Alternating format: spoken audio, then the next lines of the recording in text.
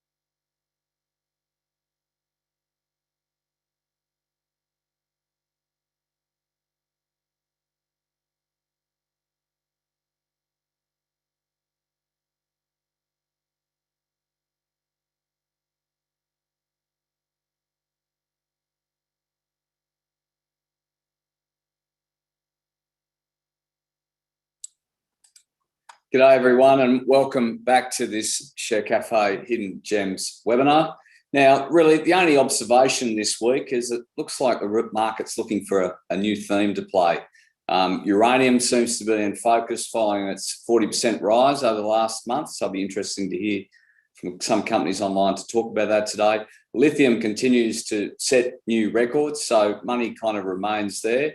And iron ore, we've seen some profit taking, well, lots of profit taking. Buy now, pay later seems to be a theme that kind of came and went with increased competition. Gold is always in play one way or the other, but perhaps the next theme is gas, which has gone through the roof in recent times. But as the gas price surges, oil and gas stocks continue to sell off, which is unusual, but it seems to be that the smartest guys in the room have run away from this exposure due to stricter ESG mandates. So it'll be interesting to see how this theme plays out without the support of ESG sensitive fund managers and institutions, because there's obviously fundamental value here across the board as commodity prices like gas surge. But ideological and political pressure forces prices in the opposite direction. So it's going to be really interesting to see how this theme plays out, given all those unusual circumstances. Now, don't forget to ask questions, type them in the Q&A box provided.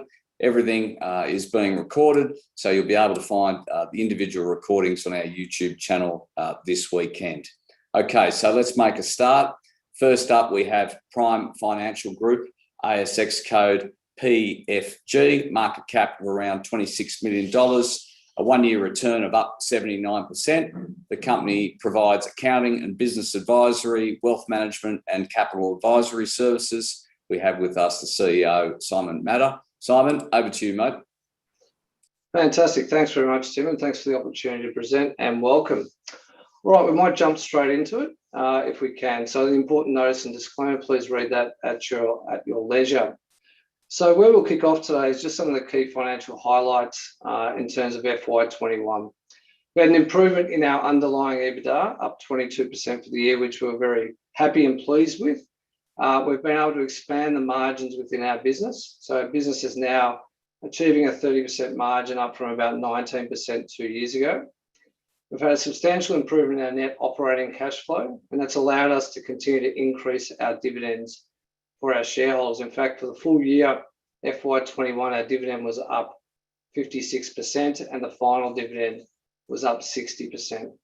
Importantly, we've also forecast that for the FY22 year, we expect dividends to be up a further 40%.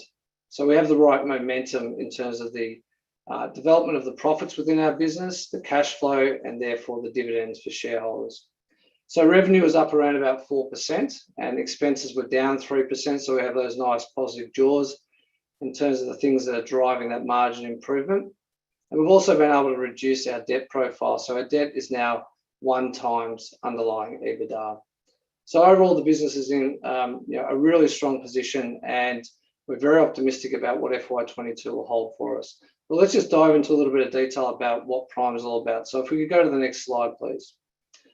So for those of you that haven't actually heard of Prime, and Tim did a good job of introducing it, we're a professional services firm. We operate across Melbourne, Sydney and Brisbane, which are our core hubs where our ideal clients are and also where the talent resides that we want to work with.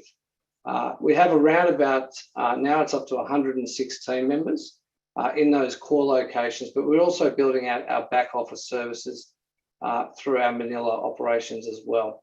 But our core proposition in terms of what Prime is trying to do differently within the professional services space comes down to ultimately offering multiple services to our clients through the one experience. That's our one connected mandate, if you like. So we're in a nice position. We've got a growing market share and we see great opportunities for the future. We might just flip on to the next slide. So in terms of how our revenue is broken up across those four key service lines, which are two segments, we have the accounting and business advisory, including capital segment, which makes up 59% of our overall revenue of $22.3 million. We have 41% is wealth management and SMSF. We currently manage around about $1.1 billion for clients. And the typical client within the wealth division is around about $1 to $3 million of funds under management. Importantly, if we look at that top left-hand corner of this slide, 78% of our revenue is driven off the back of our own brand with our own interactions with our own customers. And 22% comes through joint venture arrangements we have with other accounting firms to help them deliver some of the services that we offer that they cannot offer themselves. So we have some distribution by virtue of that. That gives us a little bit of growth opportunity there.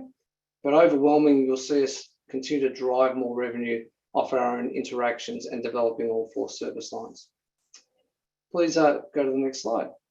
So some of the peer comparisons that we have, and Tim has highlighted, we've got about a $28 million market cap at the moment.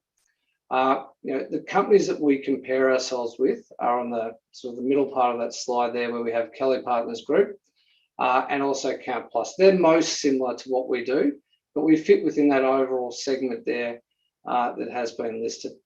Our reported earnings per share is 1.69 cents per share, and we're trading at around about 8 times at the moment, which is approximately half what some of our peers are trading at and probably a third of some of the others.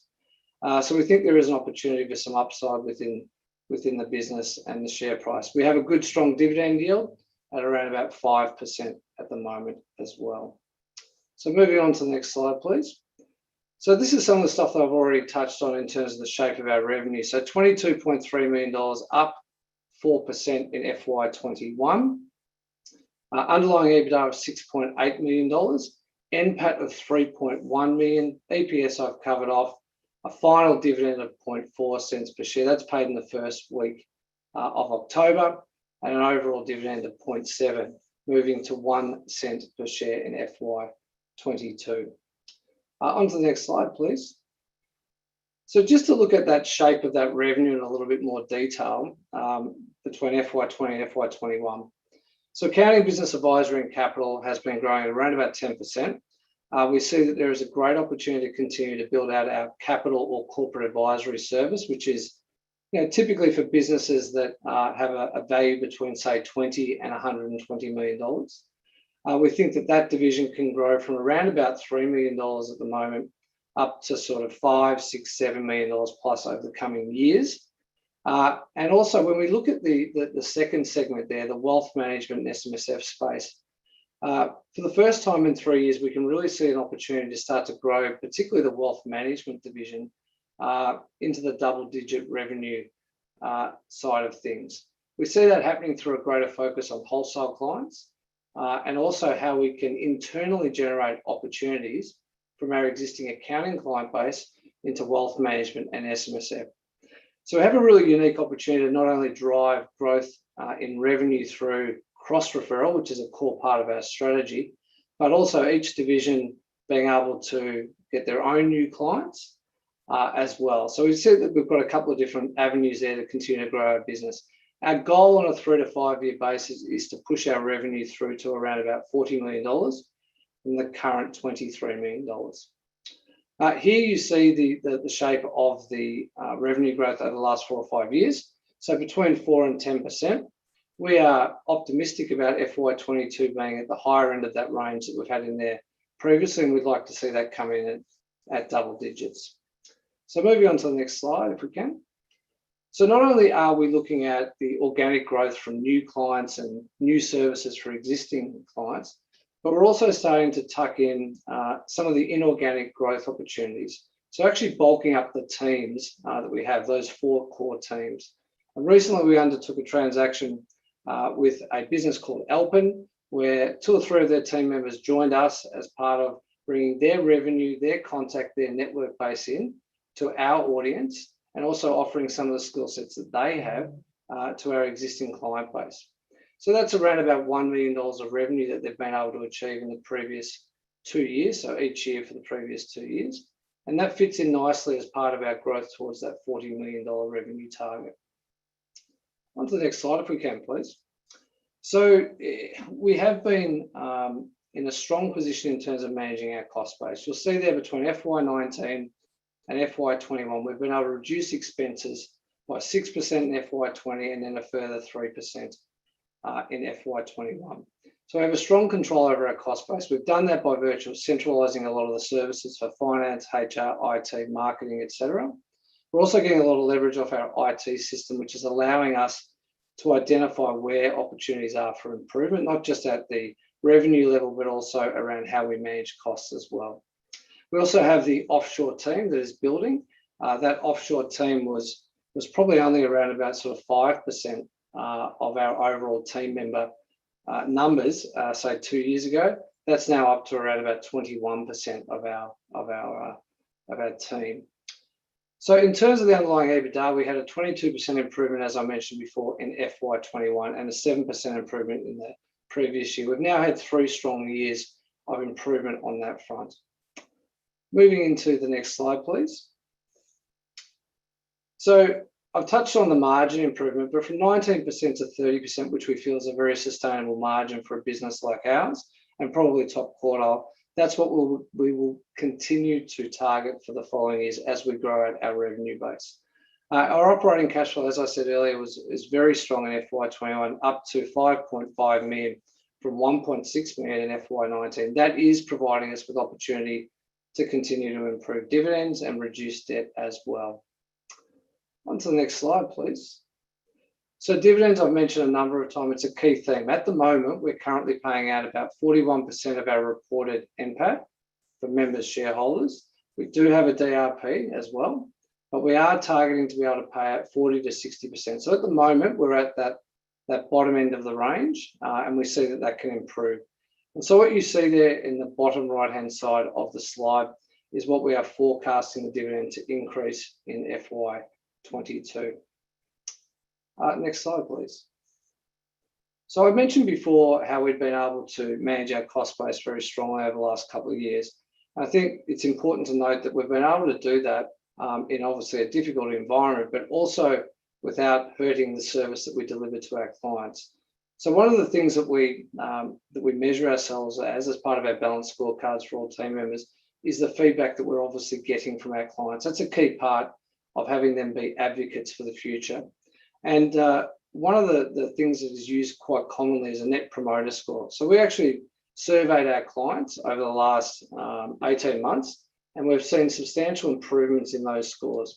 We've actually seen them move from 39 to 54 within the accounting and business advisory division, and from 29 to 41. So we have a very strong focus on what we do for our customers and for our clients. And over that difficult period, we've still been able to improve how they have been rating us. And just to put that in perspective, a net promoter score can be as low as -100 to as high as +100. And at the moment, the range that we sit in, as you see in the bottom right-hand corner, is considered great. So anything above 30 is great, which means that we're in a nice position. Clients are valuing what we do. And obviously, we haven't been able to service clients in exactly the same way, be it face-to-face, as we would have previously. Moving on to the next slide, if we can, please. This is the final slide that I'll cover off with a bit of detail. So in terms of our outlook, we expect to keep the same momentum that we currently have. We want to increase our earnings and our revenue into FY22. We'll keep looking for those inorganic growth opportunities, and we have a few of those that we are in continued discussions with now. Dividends are a theme, clearly that we see those increasing. Debt coming down anywhere between 0.5 to 1 times. Capital management initiatives we have raised. We raised this at our FY21 presentation. We put a buyback in place in the middle of this week. That gives you an indicator as to how we see value from our current share price. We'll continue to align shareholders in the team. 42% of our company is owned by key management staff. Our staff are our biggest asset. We want them to continue to be aligned with shareholders. We're also reviewing our existing board structure. We want to bring on another independent director to that structure, and we'll keep prioritising our people, obviously client service and compliance as well. So business is in good shape, Tim, and I'm very pleased to take any questions that we might have just around where the business is at and where we're going. Thanks, Simon. It's a very attractive, fully franked dividend deal. Start with that. Now, this whole industry has grown through acquisitions, and you spoke about growing your wealth management division, if you like. Are acquisitions on the table? Yeah, look, I think those inorganic opportunities, I think it comes down to the culture and the selection of the people that are attached to that. So we've got a great team at the moment. We've been able to drive this philosophy about delivering more services and value to our clients. And I think if we can find more people like we just recently did that have that same philosophy, that don't just look at their own particular skill set, but the totality of what we can do for clients, then absolutely we will look at that. But it won't be done on the basis of putting the balance sheet at risk at all. So we've been conscious of reducing debt, but increasing alignment with shareholders and the key management and staff within the business. So we'll look at them, but we'll be pragmatic and careful. And the core of the employees you have here, are they financial advisors or are they accountants? Yeah, so it's probably an interesting split. We've got around about 40 accountants, about 106 staff. We've got around about 30 that fit within the financial advisory team. There's about 10 in the corporate advisory. The SMSF team has around about 10, and the rest are head office team members, all those placed overseas. And you were talking about your kind of core customer being $1 to $3 million under management. Is there a way the industry can service the smaller investors, if you like? Yeah, it's a tough question to answer because the cost of compliance within wealth management, which makes up around about 40% of what we do, has clearly gone up. And it's a different environment. So I think, look, ideally you want to be able to deliver services to anyone that has the capacity to be able to pay for them. But what you're finding is that there are minimum costs now coming into the whole advice space. In our case, it's a minimum cost of $5,000 for any new client. And so it's not necessarily just driven by the size of the funds. And we are also pushing up into a higher bracket of high net worth clients. Recently, we've had quite a few clients that have joined us between $5 and $20 million of assets under management or funds under management. But our typical client, if you like, is a business or a business owner or a family group as well. So our typical client on the accounting front is probably paying a fee between, say, $10,000 to $20,000 a year. And the wealth is probably between $5,000 and $10,000 a year. And importantly, about 80% of our revenue is recurring in nature. And just time for two more quick ones, if you like. While the cash position is excellent, will the DRP continue after the final dividend? Yeah, so I think it's important. We've had shareholders have participated in the DRP for the last 2 or 3 years. We don't see any reason to reduce it or get rid of it. We had a discount previously on it. There's no longer a discount on it. But we think it's important to provide people that opportunity to continue to reinvest. And finally, liquidity is an issue in your share price. So how can you manage that better, if you like? Yeah, look, that's not an easy one to answer. Obviously, there's a finite number of shares on issue at the moment, and interesting, liquidity has started to improve a little bit over the last month or so as we've been out showcasing our results. But look, it's not an easy one to answer. There is obviously key alignment with management in there, and that's not probably a part of the pie that will move on. So there is a small amount of shares available, but look, I think the key thing is to just get on the bid and see how you go. Yeah, fair enough. Okay, Simon, that's all we have time for. As I said, a very attractive dividend yield story as well. So good luck out there, and love to get you back on before the end of the year. Thanks for your time, Tim. Cheers. Thank you. Next up, we have Wits Mining, ASX code not WW1. Market cap of around 67 million, 1 year return of up 25%.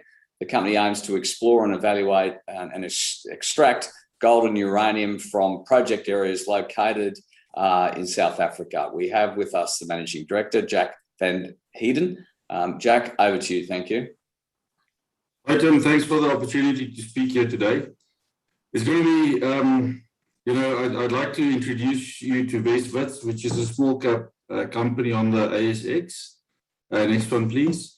Please read the disclaimer and then, familiarize yourself with that, please.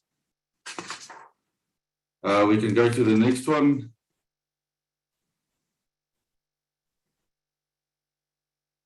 All right. Just, Wits is like I mentioned, it's a small cap mining company on the ASX. We sit with two strong projects that we believe. One is based in South Africa, and then the other one is in WA. In the South African project, we believe that we've got a very strong resource here. We've got a 3.5 million ounce JORC compliant resource, of which I think is significant is that 63% of that sits in a measured and indicated category. So, it gives us high confidence of planning our mining forward.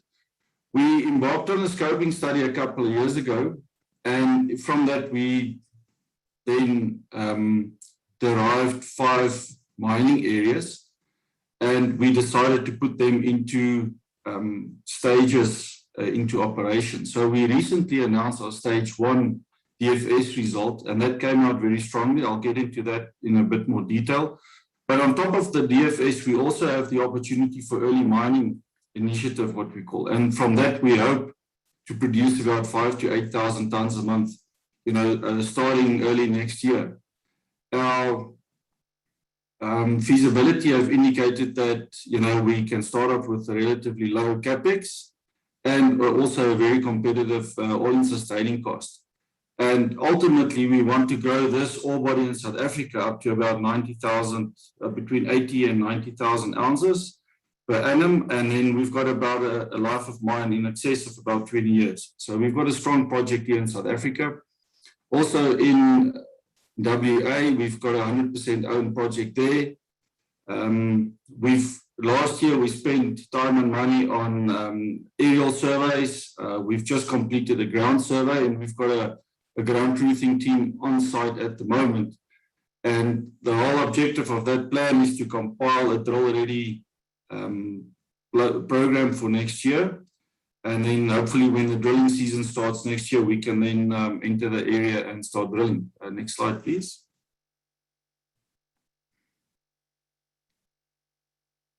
This is just a quick overview of our current company structure. We recently raised some money, so we're in a fairly strong cash position.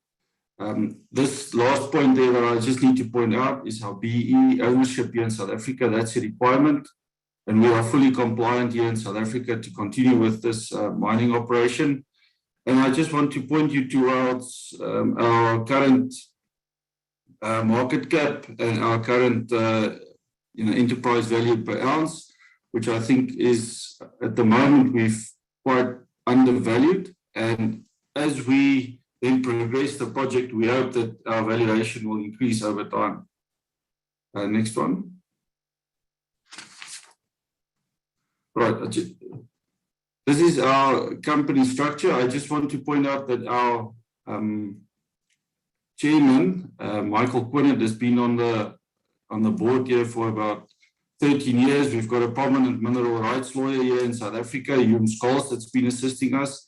And then also we've got that lady, Tozama, who's been instrumental in obtaining regulatory approvals for us. So if you look at this team here, we've got a very strong team, experienced in Australia and also experienced in South Africa that can push these projects going forward. Next one, please.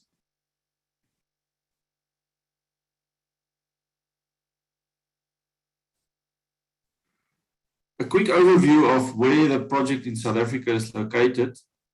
It's located about 15 kilometers to the west of the Joburg CBD.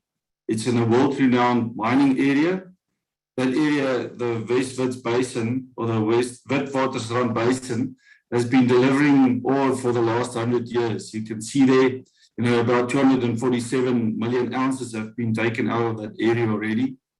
And if you look to the right-hand side on the screen there in the bottom, you can see where the West Wits project area is located. I need to point out that that's also, it's a historical mined out area. And, so we are very familiar with the geological conditions as well as the other technical conditions there. There's a couple of old shafts in that area, and our plan is to reopen and rehabilitate some of those shafts and then continue on with the mining. That specific mine that we want to focus on initially was closed in 2000, and we've had initial inspections there in November this year, where the guys have gone in. They were able to walk around there freely. So we've got good geological conditions there to continue mining going forward. Next one, please.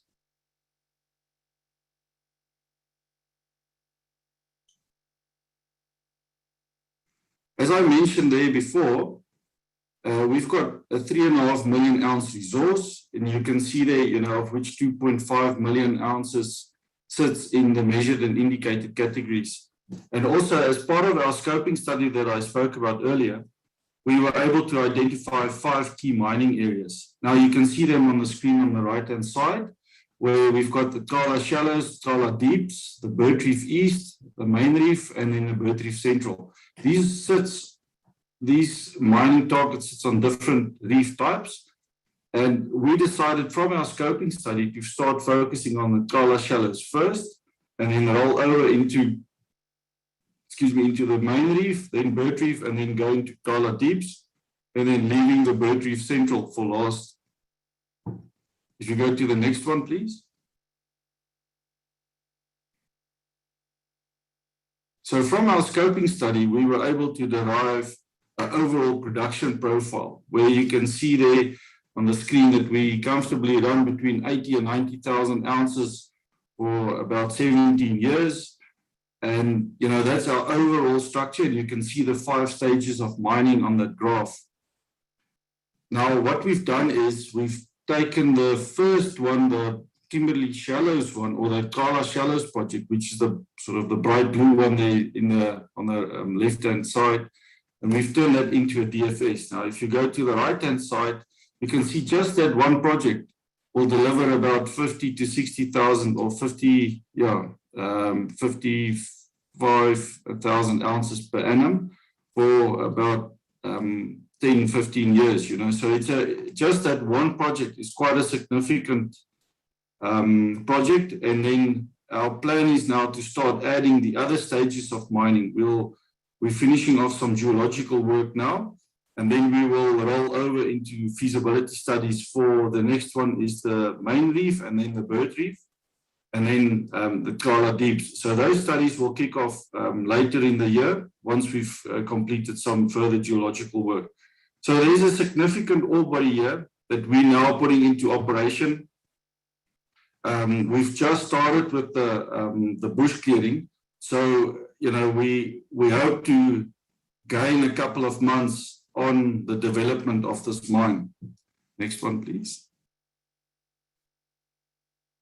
The feasibility study that we recently announced, we were able to declare reserves of about 280,000 ounces, which is quite exciting for us. So that underpins our initial mine plan. As I mentioned earlier, we've got a 17-year life of mine just from that stage 1. We've got a very competitive all-in sustaining cost of about $11.45 US dollars per ounce. And the reason why we mention the steady state production is that we've got such a long life of mine that it's important to note that once we are through the build-up process, we would be running at about 10.27 US dollars per ounce, which makes it very competitive here in South Africa. And if you put everything together, you end up with a pre-tax NPV of about 150 million US and an IRR of 35%. So those are exciting numbers, and it's important to understand that, that's just stage 1 of 5. As I mentioned there, the the development of the other stages we will then roll out, as I mentioned earlier. The picture on the right-hand side just indicates that we would start with the blue and yellow mining areas. The blue is actually what we call the K9A reef, and then the yellow one is the K9B reef, and they sit on top of each other like this. They are probably about, they dip at an angle of about, 45 to 50 degrees, and, they're about 5 to 7 meters apart. Thank you very much. Next one. All right, the other exciting project that we've got, as I mentioned, there is our Mount Cecilia project in the Patterson province in Western Australia, where we've just completed our aerial survey. And from our aerial survey, we were able to identify 8 targets. And you can see where it's located. It's right in the middle of where everybody is exploring. So we see that as a very highly prospective opportunity for us, which we want to just push up the value curve. Next one, please.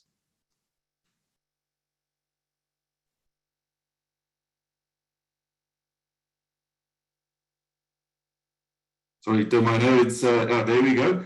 I just want to quickly take you through the 8 targets that we've identified with the 3 or the 4 targets that we've now subjected to ground surveys, which we will now push further into our ground truthing with the team being on site now, and then hopefully over drill ready targets in the coming months, which we will then share with you guys.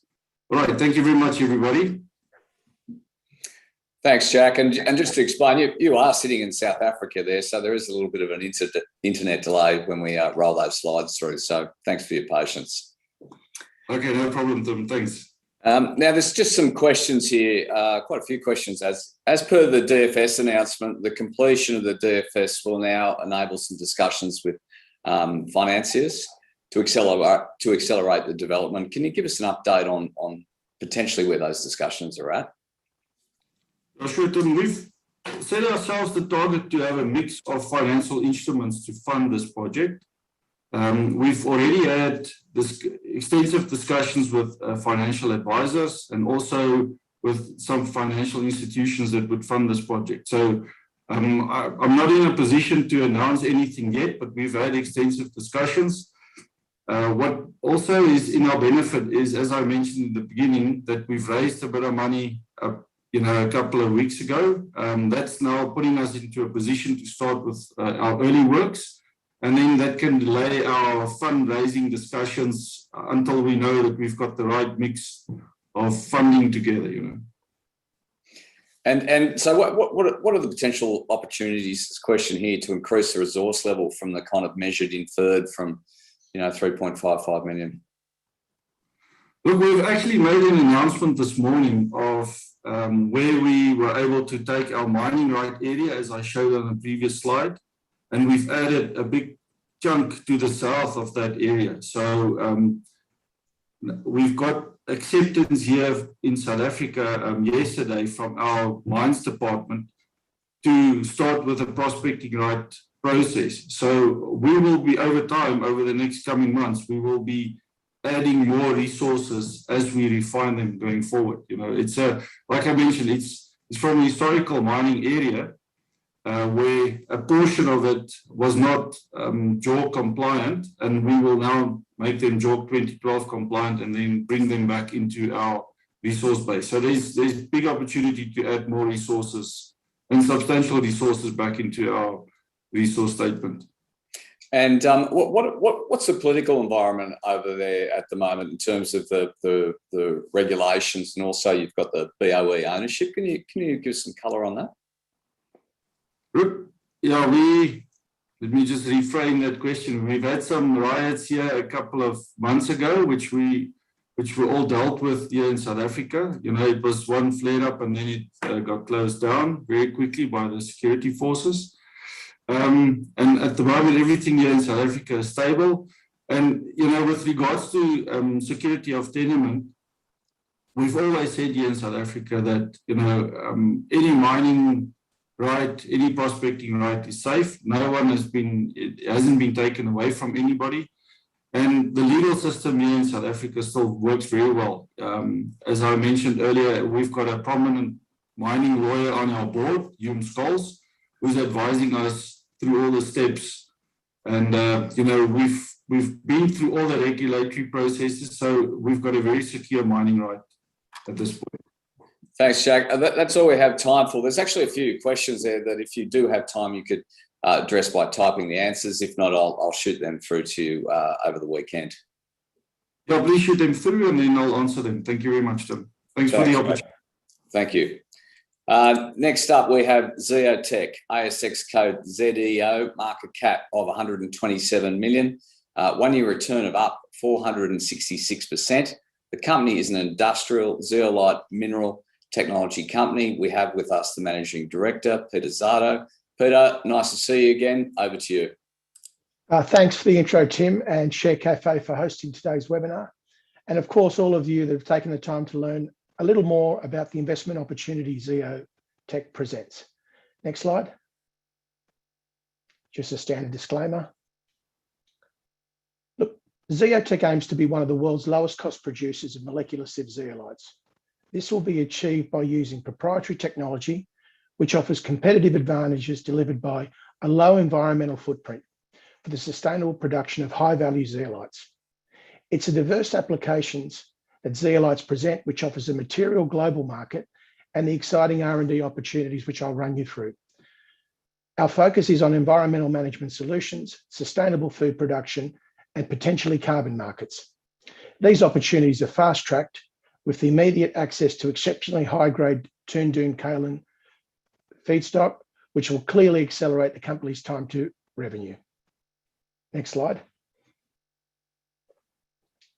Just a bit on the team. Zeo's got a highly experienced team with a skill set that's aligned to materials technology, IP commercialization, strategic execution, legal, and of course, in-house zeolite expertise, as our head of projects clearly has. The opportunity to commercialize all the facets of our proprietary technology is further enhanced by highly capable and respected research partners in the University of Queensland and Griffith University. Next slide. Zeotech is creating large market opportunities underpinned by its proprietary IP and the unique and diverse capabilities of synthetic zeolites. Each vertical represents a discrete revenue stream, and at its foundation is about a $2.5 billion mature global market specifically for type A zeolites. I'll delve deeper into each of these verticals and the potential income opportunities in the following slides. Next slide. Sustainable, proprietary, low-cost manufacturing is Zeotech's proposition. Its processes low environmental footprint, which drives the economic advantages over conventional methods, delivering a low OPEX and low CAPEX business, which delivers high margins across a range of high-value products. From an IP perspective, we're running our PCTs entering the national phase, and that's all moving well. And of course, everyone's waiting on an update on our pilot program, which has been going extremely well. With the factor of having several feeds running has added more front-end work, but obviously all for the right reasons. The team, which I'm sure are all in the lab working now, and thanks to them, at this moment, I'd like to actually take the opportunity to thank the team at UQ, School of Chemical Engineering, and also the continued support of UniQuest in helping Zeo deliver on its promise. I'm pleased to say it truly is a one-team effort. Next slide. So just a little bit of the back overview on zeolites. Synthetic zeolites are manufactured aluminosilicate materials with a sponge-like structure, a framework, as you can see in the black and white there. They're made up of tiny pores that make them useful as absorbents, catalysts, and ultrafine filters. It's the pore size, and I'm not sure if you can see this is just a piece of a zeolite molecule, but it's the pore size which determines the capability and defines the application of a synthetic zeolite. And these are measured in angstroms, which is about a tenth of a nanometer. And this is why they're commonly known as molecular sieves. For example, most elements have atoms with a radii of about 1 to 2 angstrom. Next slide, please. From a market perspective, Zeo's technology is targeting the largest segment of the global synthetic zeolite market, which is type A zeolites. They represent between 60 to 70% of the total market. And then we're further focusing on the high value component of the type A market, represented by 3A, 4A, and 5A molecular sieve grades. The Zeo's process advantage is that it produces very high grade type A or LTA zeolite in its first pass. And this can then be simply optimized by the way of ion exchange to produce high value molecular sieve grade products by using potassium for 3A, sodium for 4A, and calcium for 5A. What's exciting is molecular sieve absorbents have a wide range of applications in air separation, purification, drying oxygen production, hydrogen production. They're used in the insulating glass industry, carbon dioxide removal, desulfurization. It's just a vast windows of opportunity for the company. And even in the paint processing industry, then the bottom, they're used as a water scavenger. We are also looking to add type X zeolite to our product mix. There's been a lot of interest in that zeolite type for its use in air concentrator units during the COVID pandemic, as more and more use has been found to the need for pure grade oxygen production is needed. Next slide, please. Yep, Zeo's actually utilised lithium process residue or leach spodumene as a feedstock to successfully produce type A molecular sieve grade zeolites.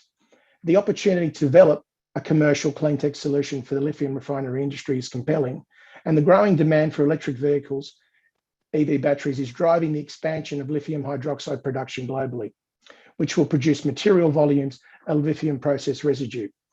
EV industry participants are increasingly seeking sustainability in their battery supply chain, and Zeotech believes its technology can offer a commercially viable option to manage lithium refinery tailings. And look, I believe that several options will be needed, but we're quite excited about what we're developing. And the METSIM modelling that we've undertaken using our lab scale data delivered very promising OPEX and CAPEX outputs using leach spodumene residue as a feed. And the aim now is, and the front end of the dual feed pilot is, that the METSIM modelling data will be refreshed from data that's created in our continuous circuit. And then this will be shared discreetly with the 2 lithium refiners that have provided samples to us to date. Next slide. Sustainable food production achieved by improved agronomic solutions has been an area of interest for Zeo. And last October, we kicked off a 9-month program with Griffith University, and the results achieved have been highly promising. Nutrient retention, application, and the managing of soil pH levels is a critical part of a farming program and represents a major annual expense. Zeo and Griffith University's concept was to scope the potential for zeolites to develop into a fertiliser delivery platform. And fair to say, the results we see on the screen there of nutrient retention, pesticide destruction, moisture retention, and decreased soil acidification are extremely promising. These outcomes have driven planning on expanded pilots for new product development targeting fertiliser delivery with adjunct carbon market opportunities and agricultural pollutants. I mean, soil carbon sequestration will be a key part of the puzzle in climate change mitigation, and it warrants a dedicated pilot to explore the opportunity that Zeotech may be able to offer here. Next slide.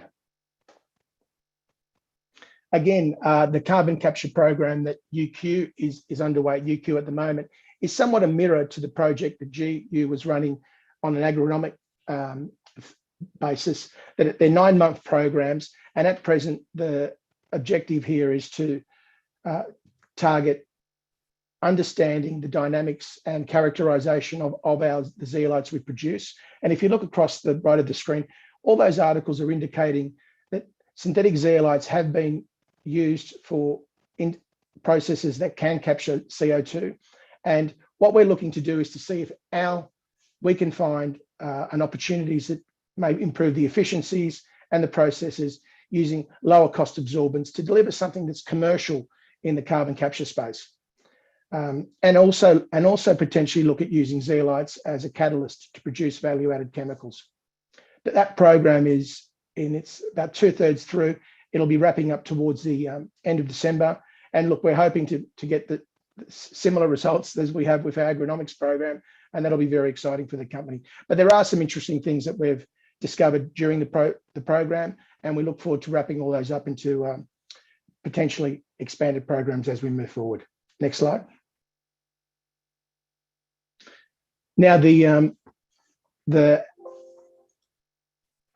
mycotoxin animal feed additives opportunity has brought together a collaboration with Bioproton, which is a leading and innovative animal feed manufacturer. The circumstance is that mycotoxins are created by a fungus that grows on a whole range of animal feeds, and climate change is increasing the propensity of this fungus to grow, and it's impacting the animal protein production globally, which as mycotoxins reduce weight gain, they can increase mortality. And this obviously is a critical component in global food production. And so we've handed over some of our zeolite samples to Bioproton that's using their know-how in undertaking some in vitro testing. And we're hoping to use those results to then move forward in developing mycotoxin binders for the global mycotoxin industry. It'll be a timely process, but one that's quite exciting. And the market itself for mycotoxin feed additives is in excess of $1 billion. So it's a tangible market, and again, one that warrants our exploring this work. And to have a partner like Bioproton to be working closely with us is very exciting. Next slide. We've got, and just recently we announced we'd secured the Toondoon approved mining lease. The Toondoon project is an approved mining lease that's the project's over 280 square kilometres. The high-grade ore has been used at UQ since about January in its testing. It's materially improved our OPEX for our process, but also, and quite exciting for the company in relation to getting closer to revenues for the company, is that the high grade of this DSO kaolin is really bringing up some strong interest from some samples that we've had in China, and we're looking forward to setting up an agency agreement there and move quickly to sort of maximise the opportunity of, one, using the kaolin on a DSO perspective, and two, obviously enabling a lower capex for our technology. Next slide. Now, just to wrap things up, and I can see I'm getting past my time. Look, just some near-term value drivers for the company. And when I say near-term, this is predominantly we're aiming to achieve these within the next quarter. We look at accelerating our DSO strategy. We're looking to set up some Asian markets representation for our kaolin sales into China and Japan. And the grade of the kaolin really warrants the company to be able to secure tangible buyer interest, I would suggest, in the near term. From the lithium refinery cleantech, we're looking to share the bench scale optimization results with the 2 lithium refineries before the end of the year. And again, continue progressing our pilot program and completing the circuit and then moving to construction of the pilot towards the end of December. In the agronomic space, we've got GU that's preparing an expanded program underpinned by the positive results we've achieved on fertilizer delivery, agricultural pollutants, and carbon markets. We've got a lot going on, and our carbon capture program at UQ will be wrapping up at the end of the year, and we're looking forward to seeing if we can leverage those results into some exciting opportunities for the company. And with the mycotoxin opportunity, we have Bioproton that's undertaking the testing. We'll move to the next transition of that, and all going well, we'll look to formalising the collaboration with Bioproton. Next slide. Thank you. Thank you. Thanks, Peter. Can we just go back a step? With the actual zeolite, it's synthetic, is it? Can you talk about its environmentally friendliness, if you like? Yeah, I mean, synthetic zeolites are aluminosilicate, just the same, much the same as kaolin. They can be fed to animals as a mycotoxin absorbent, so they're non-toxic in any way. So they really are. I think the biggest issue that's faced synthetic zeolites is that there's a lot of applications, but they're very high cost. I mean, we're talking anything between $2,500 to $4,000 a ton, and that's potentially kept them out of reach of some applications which, you know, they would be. There's an appetite for them, and I think that's the area that's exciting for our company, because we do truly feel we could be one. You know, we're hoping to be the world's lowest cost producer, but the way things are looking, that'll enable us to potentially grow the market as we can target applications that synthetic zeolites may not have been able to be used before. And does that kind of include the lithium process? Do you have to change the nature of the zeolite for, you know, lithium residue filtering or hydrogen separation or agriculture? No, the end product doesn't, the feed won't determine what the end product is. The end product will always be, in our first pass, a pure LTA type A zeolite, almost 4A molecular sieve grade. Once either the lithium process residue feed or the kaolin feed comes into our circuit, it's not too far off. I mean, in the mineralogy of leached spodumene, one of the largest components is leached aluminosilicate, which is what we're trying to extract. So it's when we receive that, when we make that pure LTA, that we then decide, do we want to optimize that into 3A, which is we do by adding potassium? Do we want to make 4A, which is a little bit more sodium? Or do we want to make 5A, which needs calcium? And just quickly, it sounds like the Griffith University opportunity is really exciting. Where do you see your advantage there? Look, the carbon market is estimated to be worth about 40 billion to the land sector by 2050. And in the May budget, actually, there was about, I think, 200 million that was allocated to the National Soil Strategy. And in that, there's a component which will help farmers potentially completely reduce up to 90% the cost of soil carbon measurement. The benefits of efficient fertilizer delivery and decreasing soil acidification enables us to get an economic adoption factor to farmers to get the synthetic zeolite into the ground, and then leveraging Griffith University's strong agronomic capabilities and understanding. The scale of the opportunity really warrants us measuring the potential carbon sequestration opportunity that having that form of input into the soil, which is really there for the fertilizer, you know, to help the fertilizers, and the farmers understand that. But if we can get an adjunct carbon credit benefit from it, it is very exciting, and we're really looking forward to it. And I was only talking to Griffith University about it yesterday, and we're hoping to get the first updated proposal within the next few weeks. Thanks, Peter. That's all we have time for, unfortunately. I mean, we could talk about this for hours, I think. So we'd love to follow up with you, but have a nice weekend, and we'll catch up soon. Thanks a lot, Tim. Thanks, everyone. Cheers. Next up, we have Apollo Consolidated, ASX code AOP, market cap of around 112 million, 1 year return of 15%, up 15%. The company is a gold exploration company based in Perth, with its focus being in the eastern goldfield of Western Australia. We welcome back Nick Castleton, who is the Managing Director. Nick, thanks for your time. Thank you, Tim, and thank you everyone for tuning in to have a listen to this story. Back to gold. This is this truly was a hidden gem. It sits undercover, which has transported profile 150 kilometres to the east of Kalgoorlie.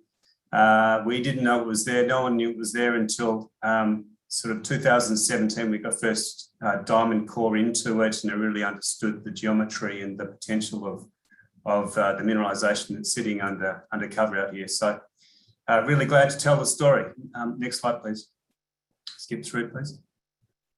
So the reason we're excited about this discovery is they don't come along very often. Here, the Kalgoorlie district is pretty mature. There's been a lot of exploration over the last 30 years with drilling rigs and modern day geochemistry. This thing just was hidden out there. We've taken it from a point of discovery to a current resource base of 1.1 million ounces of gold, and we only report what sits inside a constrained shell generated by the engineers. So we think they're quite high confidence ounces. That's carried through a 74% of them being in indicated category. So really important discovery. We know we can make it bigger. We had a previous life in West Africa that we've been divesting over the journey, and it's left us in a really good cash position. We burn about $1.5 million a quarter on exploration and building the project, but you can see we've got plenty of cash to do that work. And once we had the 1 million ounces in hand, it was quite clear that this thing had commercial possibilities. So we've pushed on and doing some quite detailed study work, and I'll talk to that in a little bit coming up. But regardless of all of the value that can be added through the study work and the exploration rig, we know we're in pretty good shape in terms of relative valuations per ounce for in-pit constrained ounces in this part of the world. And the reason we're good value is this part of the world is the very best place to go and find a new discovery. We're a short drive from Kalgoorlie and everything that's needed. Next slide, please. I won't spend time on this. We're in good financial shape. Obviously, the capital structure has been preserved quite well by divestments. So actually, we just put out our annual report yesterday. We've had 4 consecutive years of accounting profits, which is quite unusual for a company that's building a resource base. But you can see that in the share price, we've been slowly adding value to our shareholders. Those are predominantly guys that have been with us since we started exploring in West Africa and have stayed with us for the Rebecca discovery. You can see what's happened to our share price since then. Next slide, please. I'm an exploration geologist, been doing this for a long time, and really well supported by Tony James, who knows everyone in Kalgoorlie. He's a mining engineer. He knows how to wrap financial parameters around what we've found. It's really important to us. Roger Steinerprice is really well known in Perth corporate and legal circles. Next slide, please. Now, this is where I start to come in. Obviously, said it's a great place to be. It's on a haul road, well, not a haul road, but a mine support road that goes out to the east of Kalgoorlie and goes all the way through to Tropicana. So it's a nice all-weather road. It's about a 2-hour drive. We're at the southern end of a belt of rocks called the Laverton Tectonic Zone. There's more than 30 million ounces of gold to the north end of us around Laverton. We knew it was a good place to explore, and we knew that exploration was underdone, I suppose, when we took on the project, and that's come to pass with the discoveries we've made. Now, in that figure on the right-hand side, that's an aeromagnetic image. We knew about the Duke and Duchess mineralization. It was already there in the database we inherited. But most importantly, we knew that going north of Duchess, there was more and more transported cover and less sensible exploration work. And that was the opportunity. And sure enough, we've discovered the Rebecca deposit itself up in the northeast part of the tenement group. It's bigger, it's better, it's higher grade, it's got great geometries.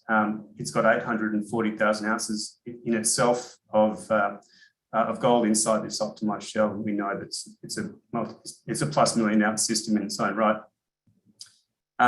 Finding that means we can find more, and since then we've started to find some really nice gold at a place called Cleo out to the west, and you can see some plenty of exploration targets ahead of us to go drilling for more. So it's delivered what we thought it could do when we first picked up the project. Next slide, please. Now I'm going to unpick the Rebecca deposit a little bit because this is where the real value lies.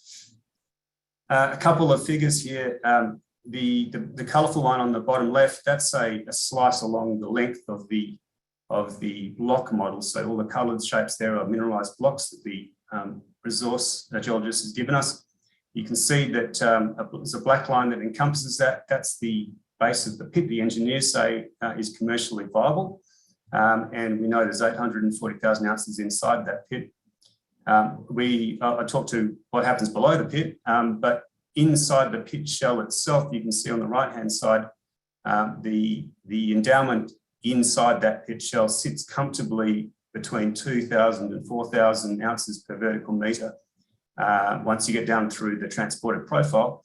And that is maintained all the way down to the point where there's just no more drill information. So what that says is it's what we know about in the top 300 metres will very likely reproduce again in the next 300 metres. So it's a very serious gold system.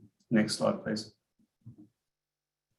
A couple of slices. We put out a lot of cross sections, but these are a really good way to look at the deposit and how they perform in cross section view.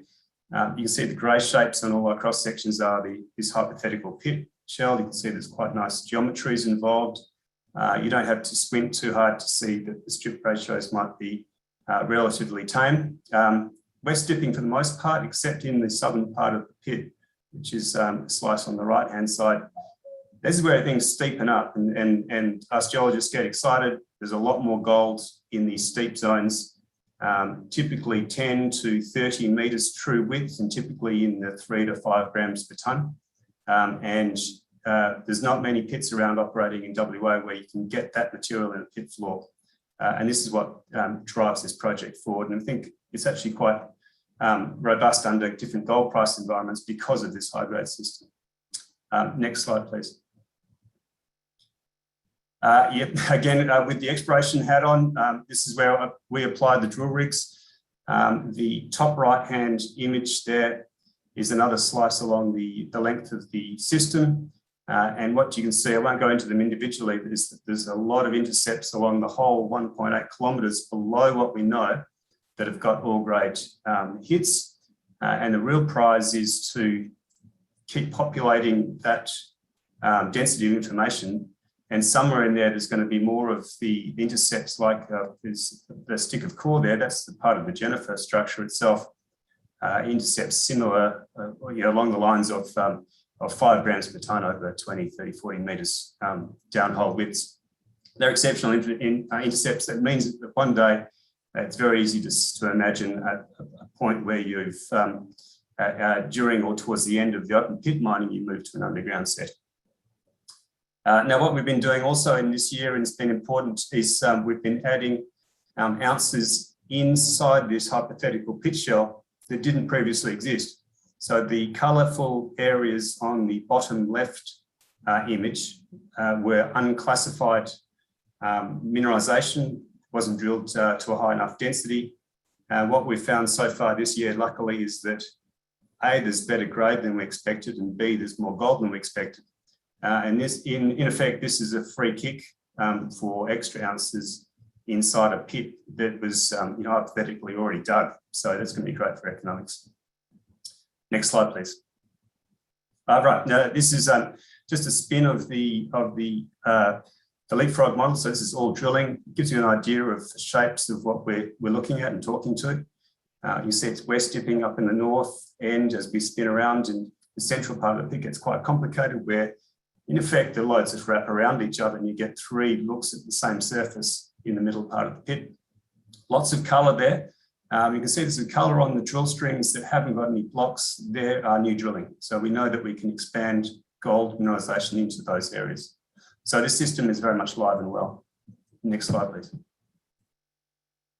Right, now that's Rebecca, 4 kilometres away to the south. Very easy trucking distance is Duchess and Duke. These things are very straightforward, really. There's slabs of mineralisation that either dip to the west or vertical.